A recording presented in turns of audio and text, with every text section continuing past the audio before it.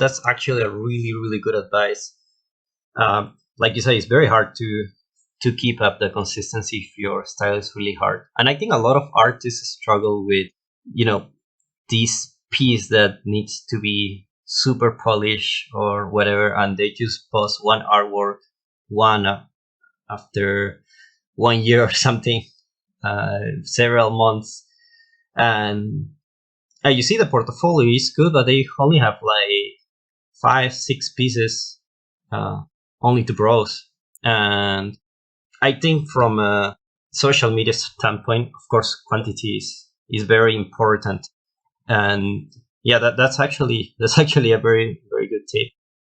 Yeah, it for don't make any mistake about it. For my professional portfolio, as you said, I would only have 5 or 6, right? Hmm. Really good pieces.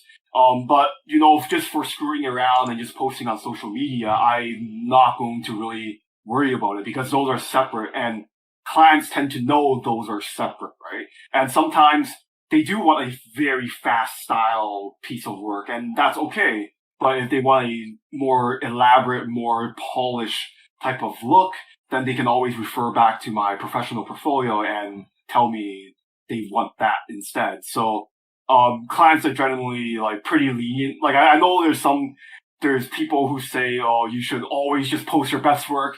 You have to spend like 50 hours each piece. Like, Yeah. you only put your best work, but I don't really believe in that because it's like you're gonna have fans as you make more work and you don't want to leave them hanging without anything to see, right?